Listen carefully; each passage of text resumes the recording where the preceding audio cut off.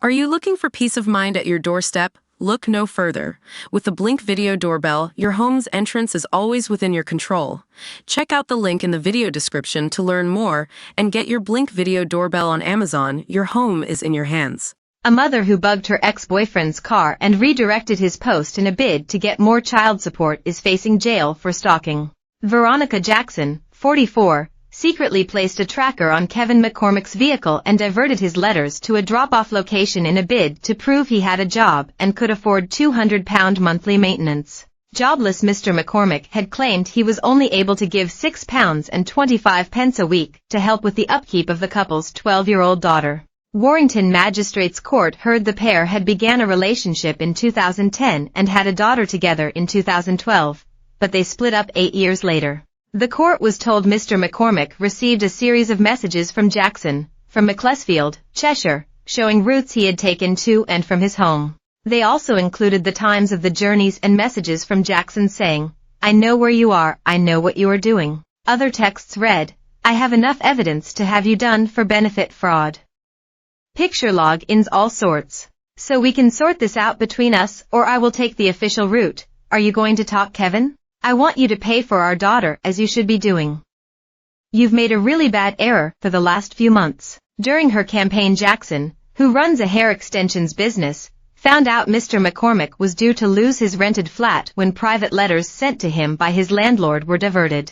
He eventually got himself a job as a nightclub doorman, but she made an anonymous call to his new employer requesting confidential information about him and falsely claiming police were investigating him for fraud.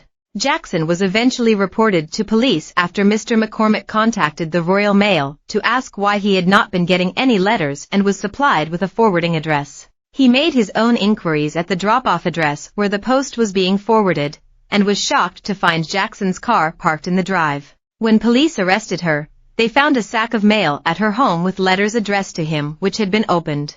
Mr. McCormick said when blocked Jackson on WhatsApp he found a packet of flour tipped over his vehicle the following day. At Warrington Magistrates Court, Jackson was convicted of stalking and a charge of delaying mail following a trial and faces up to 6 months in jail under sentencing guidelines.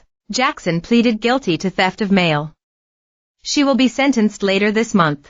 Mr. McCormick had told the court he had made several offers to the Child Support Agency, CSA, and there were numerous times where a figure had been agreed. He added, "But the amount Veronica wanted off me I could not afford, and I told her that, and it came to a bit of a stalemate." He said that one morning he was visiting a friend in Bolton and Jackson sent him a message with a picture of his car and an image from some kind of app. It showed what time he left, the route he took, and where he arrived, the court heard. "She was accusing me of working, not paying enough, and all kinds of things with it," Mr. McCormick said, adding that he was not working at the time. "She said things like, 'I know where you are, I know what you are doing, you will be reported for fraud.' I felt scared and nervous, and I felt like I was being harassed." It was non-stop messaging. "Obviously with the tracking, it made me feel nervous. I did not know what to do. I could not move without her knowing where I was and sending them messages. I was looking out the window all the time. Is something going to come through my door?" It was stressful. Mr. McCormick said he told Jackson the CSA were dealing with it and she should leave him alone. He added, "I said, we can sort this out, stop harassing me. Stop stalking me and making my life that I cannot go anywhere. Leave me alone. Let's get on with our lives. Let's sort stuff out properly for our daughter." But she kept texting me. He said that he received a message from his landlord saying he was selling the flat Mr. McCormick had been renting. He added, "Then I got a message off Veronica saying, 'Haha, I'm so sorry to see you being homeless. You deserve this.